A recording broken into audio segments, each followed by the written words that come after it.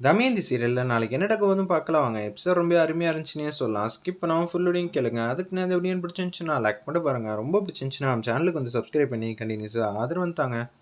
நம்ம தமயந்தி வந்து அபிராமி அம்மாட்ட வந்து பேசுகிறாங்க. நீங்கள் எதுக்கும் கவலைப்படாதீங்க, மனசை வந்து திடமாக வச்சுக்கோங்க அப்படின்னு சொல்லும்போது, நானே உன் வாழ்க்கையை பாழாக்கிட்டேனே. உங்கள் பையன் என்னை விட்டு பிரிஞ்சிருந்தாலும் நம்ம 2 பேருக்குள்ள பந்தம் அப்படி தானே இருக்கோம். நீங்கள் எனக்காக என்னென்னலாம் செஞ்சுருக்கீங்க. நான் உங்கள மறக்கவே மாட்டேன். நான் எப்போ வேணாலும் உங்கள் வீட்டுக்கு வருவேன் உங்கள பார்க்க. நீங்கள் எப்போ வேணாலும் என்ன பார்க்க வரலாம். நான் இந்த வீட்டில் இருந்தாலும் சரி, இல்லை தாத்தா வீட்டில் இருந்தாலும் சரி, அப்படியெல்லாம் ஒரு நிலமை வரும்னு நினச்சி கூட பார்க்கலங்கிற மாதிரி ரொம்ப சோகமாக வந்து பேசிகிட்டு இருக்காங்க. நலன் வந்துட்டாங்க. சரி நீங்கள் 2 பேரும் பேசுங்க, நான் மாட்டேன் ஏஞ்சி போகிறேன். எனக்கு நீ சொந்தமா, அதனால் நீங்கள் என் பக்கத்தில் வந்து இருக்க தமயந்தி. மற்றவங்களாம் யார்? மற்றவங்கள விட நீ ஒரு படி மேலே தான் இருக்க. அதனால் நீ இங்கேருந்து போகணுன்னு அவசியம் இல்லை, தேவையில்லை. நீ என் பக்கத்துலேயே இருக்கலாம். என்னது நம்மளை விட்டுட்டு அம்மா தமயந்தி வந்து தூக்கி வச்சு பேசுகிறாங்க. அம்மா நான் சொல்கிறத முதல்ல கேளுங்கம்மா அப்படின்னு சொல்லும்போது, எப்பட்றா நான் உனக்காக என்னென்னலாம் செஞ்சுருக்கேன் அப்படின்னு சொல்லி பேச்ச ஆரம்பிக்கிறாங்க. சின்ன வயசில் உங்கள் அப்பா எனக்கு பண்ண நம்பிக்கை துரோகம் அதே மாதிரி தான்டா நீயும் உன் பொண்டாட்டிக்கு இது மாதிரி செஞ்சுருக்க. உன் பொண்டாட்டின்னு நான் பேச முடியுமா? அந்த உரிமை கூட எனக்கு இல்லாமல் போயிடுச்சு.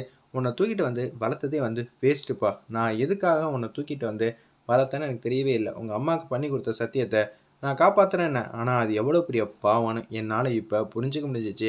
நீ நய வஞ்சகக்காரன்டா. உங்கள் அப்பா எனக்கு பண்ண நம்பிக்கை துரோகத்தை ஓரளவு அது ஏற்றுக்க முடிஞ்சிச்சு.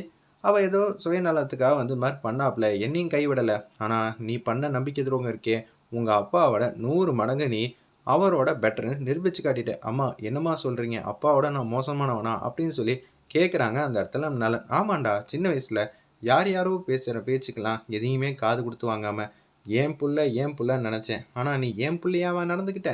சத்தியமா இல்லையேப்பா. நீ எப்பேற்பட்ட கைக்காரனாக இருக்கன்னு என்னால் புரிஞ்சுக்க முடிஞ்சிச்சு.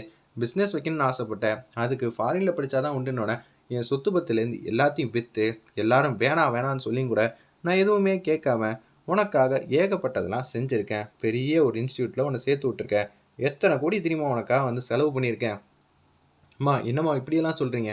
செஞ்சதை சொல்லி காட்டக்கூடாது. நீ என்னோட மூத்த பையன் நினச்சிருந்தான் எல்லாத்தையும் செலவு பண்ணி உனக்கு வேறு லெவலில் பிஸ்னஸ்லேருந்து எல்லாத்தையும் வச்சு கொடுத்தேன்.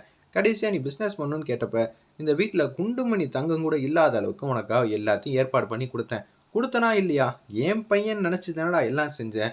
என் பையன் வார்த்தை வந்து மீற மாட்டான். நல்லபடியாக கல்யாணம் பண்ணி வச்சா அவன் நல்லபடியாக இருப்பான்னு நினச்சி வச்சா நீ கடைசியில் என் வாக்கியத்தை பொய்யாக்கிட்ட. தமயந்தி நீ விவாகரத்து வாங்கினா ஊரில் இருக்கிறவங்களாம் என்ன பேசுவாங்க? இவங்க வளர்த்த பையன், அதனால தான் அன்பு பாசம் கொட்டி வளர்த்தாலும் எனத்தை தானே சேரும். நீ ராம் பிரசாத் மாதிரி ஆகிட்டல்ல அப்படின்னு சொல்லும்போது, அண்ணா நீ எல்லாம் சத்தியமாக திருந்தவே மாட்டியா? இன்னமும் அம்மா நல்லா இருக்கிறது உனக்கு பிடிக்கல. நான் இந்த விஷயத்தில் எந்த தப்பும் பண்ணல. பிரீத்தி என்னை நம்பு. ஓ உங்கள் 2 பேர் பஞ்சாயத்தை வந்து திருப்பியும் பேசி அம்மாவை பாதிக்க வைக்கலான்னு பார்க்குறீங்களா? டாக்டர் என்ன சொல்லி வச்சாங்க? திருப்பி ஏதாவது மனசு அழுவ வைக்கிற மாதிரி, காயப்படுத்தாத மாதிரி ஏதாவது பண்ணாதீங்க அப்படின்னு சொன்னாங்களா இல்லையா? கிளிப்பிள்ளைக்கு சொன்ன மாதிரி சொன்னாலும் அம்மாவோட உடம்பு சரியானதுக்கு அப்புறமேட்டுக்கு நீ பண்ணியிருக்கலாம்ல. ஏதாவது பிரச்சனைனா உடனே வந்து ஆரம்பிக்கிற. உனக்குன்னு மனசாட்சி இருக்கா இல்லையா? எனக்கு சுத்தமாக வந்து தெரியவே இல்லை அப்படின்னு சொல்லி பிரீத்தி வந்து கண்ணா அப்படின்னான்னு வந்து திட்டுறாங்க. அந்த இடத்துல நம்ம நலனை அவங்களுக்கு என்ன பண்ணுன்னு தெரியாமல் வந்து பேரதிர்ச்சியாக வந்து இருக்காங்க. அந்த இடத்துல நம்ம நலனை, நீ கூட என்ன புரிஞ்சுக்க மாட்டியா? நீ புரிஞ்சுக்கிட்டது வரைக்கும் போதும். தயவு செஞ்சு எங்களை நிம்மதியாக இருக்க விட்றியா அப்படின்னு சொல்லி நலனை வந்து அமுச்சு வச்சிடுறாங்க.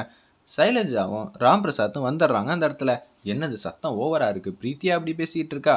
எல்லாருமே வந்து தமயந்திக்கே ஃபேவர் பண்ணால் என்ன பண்ணுறது? நம்ம பிள்ளைக்கு நம்ம தானே துணையாக இருக்கணும். ராம் பிரசாத் இதுதான் சரியான சந்தர்ப்பமாமா, நீங்கள் உங்கள் பையனுக்கு ஆதரவாக வந்து பேசுங்க அப்படின்னு சொல்லி அவங்கெல்லாம் கேவலமாக வந்து திட்டம் போடலான்னு இருக்கிறப்ப தான் ஒரு பக்கம் உச்சக்கட்ட கோவத்தில் இருந்த நம்ம நலன் வந்து கொஞ்சம் கொஞ்சமாக வந்து மாறுறாப்புல. ஆமாம் நான் ஒன்று செய்ய போகிறேம்மா, டைவர்ஸ் பத்திரத்தை கிழிச்சு போடுறேன்னு சொல்லி அந்த இடத்துல கிழிச்சிடுறாங்க. டேய் உன்னெல்லாம் நம்ப முடியாதரா, நீ ஒரு பக்கா பிஸ்னஸ்மேன். நீ எனக்காக ஏதாவது செஞ்சனா? சத்தியமாமா அப்படியெல்லாம் இல்லைம்மா, உங்கள் மேலே சத்தியம். போதுமா, நான் இனிமேட்டு தமயந்திக்கிட்ட எப்போதுமே வந்து டைவர்ஸ்லாம் கேட்க மாட்டேன். போதுங்களா அப்படின்னு கேட்குறாங்க. நீயாடா அது மாதிரிலாம் பேசுறது? ஆமாம்மா நான் தான் இது மாதிரிலாம் பேசுகிறேன், புரிஞ்சுக்கங்கம்மா அப்படின்னு சொல்லிடுறாங்க. அந்த இடத்துல நம்ம நல்லண்ணே ரூமில் வந்து வெயிட் பண்ணிகிட்டு இருக்காங்க. தமயந்தி வந்து தப்பாக புரிஞ்சுக்கிட்டு இது மாதிரி பேசினா என்ன பண்ணுறது, நமக்கு மிகப்பெரிய ஆபத்தாயிடுமே அப்படின்னு சொல்லி தான் யோசிக்கிறாங்க. அந்த இடத்துல நம்ம நல்லண்ணே தமயந்தி வந்துடுறாங்க. வந்தோன்னே வந்து, என்னங்க ஏதோ என்கிட்ட சொல்லணும் போல இருக்குது. ஆமாம் தமயந்தி, நீ அந்த விஷயத்து வரைக்கும் கண்டுபிடிச்சிட்டியா? ரொம்பவே சந்தோஷம்தான் அப்படின்னு சொல்லி யோசிக்கும் போது, நானே சொல்கிறேன், நீ சொல்கிறியா? என் மனசில் இருக்கிற விஷயத்தெல்லாம் சரி சொல்லு பார்ப்போம் அப்படின்னு சொல்லும்போது, நீங்கள் பிஸ்னஸாக தான் இது எல்லாம் பார்க்குறீங்க. அம்மாவோட உடல்நல ஆரோக்கியமாக இருக்கிற வரைக்கும் நம்ம கொஞ்சம் சிரிச்சமா சந்தோஷமாக இருக்கிற மாதிரி நடிக்க சொல்லுவீங்க. அது மட்டும் இல்லாமல் உங்களை பற்றி எனக்கு தெரியாதா, கீழே நடந்த விஷயம்லாம் சீரியஸாக வந்து எடுத்துக்கூடாது. நான் வாய் வார்த்தையாக தான் சொன்னேன், அதுவும் எங்கள் அம்மாக்காக தான். நீ அதனால வந்து உரிமையாக மெஸ் எல்லாம் திறக்கக்கூடாது, இதானே சொல்ல வரீங்க. வா வா வா, நீ ரொம்ப கிரேட். உனக்கு என்ன மைண்ட் ரீட் ஏதாவது தெரியுமா அப்படின்னு சொல்லி கேட்குறாங்க.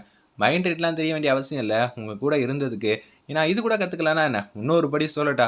சரி சொல்லு, உங்ககிட்ட பேசுகிறதே கொஞ்சம் இன்ட்ரெஸ்டிங்காக தான் இருக்குது. உங்களுக்கு இப்போ பிஸ்னஸ் மைண்டாக இருக்குது, இந்த பிஸ்னஸை நீங்கள் சாதிச்சு காட்டணும்னு ஆசைப்பட்றீங்க. இந்த பிஸ்னஸோட லாபகரம் என்னன்னு பார்த்தீங்கன்னா உங்கள் அம்மாவோட உயிர் நல்லபடியாக இருக்கணும்னு ஆசைப்பட்றீங்க. அதுக்கான இன்வெஸ்ட்மெண்ட்டு தான் நம்ம 2 பேரும் சந்தோஷமாக அவங்க முன்னாடி சிரிச்ச முகமாக இருக்கணும்னு ஆசைப்பட்றீங்க. கரெக்டாக இவ்வளோ சூப்பராக நீ யோசிப்ப சிந்திப்பேன்னு எனக்கு தெரியாமையே போச்சே தமயந்தி. வாவ், நீ இவ்வளோ கெட்டிக்காரத்தனமான பொண்ணா. நான் இத்தனை நாளாக வந்து 20 ரூபாய்க்கு சாப்பாடு போடுறா இவளுக்கு என்ன தெரியும்னு நினச்சிக்கிட்டு இருந்தேன். என் மனசில் இருக்கிற கவலையே வந்து போக்க வச்சுட்டேன். இதெல்லாம் எப்படா உனக்கு சொல்லி புரிய வைக்க போகிறேன்னு சொல்லி யோசிச்சிட்டே இருந்தேனா, தப்பு பண்ணிட்டோன்னு. பரவாயில்லம்மா, நீ என்னை விட ஒரு படி மேலேயே வந்து யோசிக்க ஆரம்பிச்சிட்ட. என்ன பண்ணுறது, உங்களோட மனைவியாச்சே. ஓ, இப்போலேருந்து உரிமையாக வந்து பேசுறியா, பேசிக்க பேசிக்க, ரொம்ப தேங்க்ஸ்ன்னு சொல்லி கை கொடுத்து பேசுகிறாங்க. வாழ்த்துக்கள் அப்படின்னு சொல்லிட்டு அவங்க மட்டும் போகிறாங்க. அம்மாவோட மனசு பாதிக்கப்படக்கூடாதுன்னு சொல்லி அக்கறையாக வந்து யோசிக்கிறேன் நலன் வந்து என் மனசை பற்றி கொஞ்சம் கூட கவலைப்பட மாட்டேங்கிறாரே அப்படின்னு சொல்லி ஃபீலிங்காக வந்து கேட்குறாங்க மனசுக்குள்ளேயே நம்ம தமயந்தி. அடுத்த நாள் காலையில் வந்து பொழுது வந்து விடிஞ்சிருது. அவங்க அபிராமி அம்மாவுக்கு சாப்பாடை வந்து ஊட்டி விட்டுட்டு இருக்காங்க. தமயந்தி, சின்ன வயசில் நான் கூட இப்படிப்பட்ட கஷ்டத்தெல்லாம் அனுபவிக்கலாமா, நீ எப்படிமா இந்த வயசில் இது எல்லாத்தையும் தாங்குற. சில பேர் இருக்காங்க நம்மளை விட கஷ்டப்படுறவங்க, ஏகப்பட்ட பேர் இருக்காங்க. அவங்களெல்லாம் கம்பேர் பண்ணும்போது இதெல்லாம் கஷ்டமா அப்படின்னு சொல்லி கேட்கும்போது என்னால் புரிஞ்சுக்க முடியுது தமயந்தி உன்னோட வில் பவர் எல்லாத்தையும். ஆனால் உன் லெவல் கூட என்னால் வில் பவராக அந்த காலத்தில் என்னால் யோசிக்க முடியாத அளவு சுச்சுவேஷன் எனக்கு தெரியுமா அப்படின்னு சொல்கிறாங்க. அதெல்லாம் எதை பற்றி யோசிக்காதீங்கன்னு சொல்லிட்டு சாப்பாடு வந்து ஊட்டி விட்டுட்டு இருக்காங்க. நலன் மாட்டுக்கு வராங்க. தமயந்தி, காலையில் ஒரு காஃபி கொடுத்தா பாரு, ரொம்பவே சூப்பராக இருந்துச்சு. நீ மட்டும் பக்கத்தில் இருந்திருந்தனா இன்னொரு காஃபி வந்து உன்கிட்ட கேட்டிருப்பேன். நீ வேறு அம்மாவுக்கு இப்போ சாப்பாடு வந்து ஊட்டிகிட்டு இருக்கியா, அதனால தான்மா நான் இப்போ உங்ககிட்ட காஃபி கேட்கலான்னு வந்திருக்கேன் அப்படின்னு சொல்லி கேட்குறாங்க. 2 பேர் சிரிச்ச முகமாக வந்து அவங்க அம்மா முன்னாடி வந்து சிரித்து பேசிகிட்டு இருக்காங்க. அபிராமி அம்மா இதெல்லாம் பார்த்து அவங்க சந்தேகப்படுறாங்க. நலன் எப்பேற்பட்ட குணவாதின்னு நமக்கு தெரியும். உடனே இதெல்லாம் பண்ணுறான்னா நமக்காக தான் 2 பேரும் நடிக்கிறாங்க. நலனை பற்றி நமக்கு தெரியாதா அப்படின்னு சொல்லி யோசிக்கிறாங்க. அந்த இடத்துல நம்ம அபிராமி அம்மா, நலன் இப்படி நடிக்கிறானா என்னால் புரிஞ்சுக்க முடியுது. அவங்க அம்மா மேலே அவன் மிகப்பெரிய அன்பு பாசம் வச்சுருக்கான். ஆனால் தமயந்தி, நீயுமா அவனுக்கு ஏற்ற மாதிரி நடிச்சுக்கிட்டு இருக்க, என்னால் புரிஞ்சிக்கவே முடியல. நீ என்கிட்ட நடிக்கலைல்ல, பர்ஃபார்ம் பண்ணல, நீ எதுக்கு இது மாதிரி வேஷம் போட்டுட்டு இருக்க. நான் உன்னை எப்படி இருந்தாலும் நல்ல விதமாக தான் பார்த்துப்பேன் அப்படின்னு சொல்கிறாங்க. அந்த இடத்துல நம்ம அபிராமி அம்மா, இல்லத்த நான் ஏன் வந்து நடிக்க போகிறேன், சும்மானு இருமா, இவனை பற்றி எனக்கு தெரியாதா, இவன் எதுவாக இருந்தாலும் வந்து பிஸ்னஸ் மைண்டாக தான் பார்ப்பான். இப்போதைக்கு அவங்க அம்மாவோட உயிர் தான் அவனுக்கு ரொம்ப முக்கியம். அதுக்காக தான் இந்த மாதிரி கேவலமாக வந்து பர்ஃபார்ம் பண்ணிகிட்டு இருக்கான். நலன் பச்சையாக தெரியுதுடா அப்படின்னு சொல்லும்போது, ஐயோ உண்மையிலே தெரியுதா, என்னடா அது இப்படி அம்மா சந்தேகப்படுறாங்க அப்படின்னு சொல்லி யோசிக்கிறாங்க. நலன், இல்லை அம்மா போட்டு வாங்க பார்க்குறாங்களாங்கிற மாதிரி திங்க் பண்ணுறாங்க. வெயிட் பண்ணி பார்ப்போம்.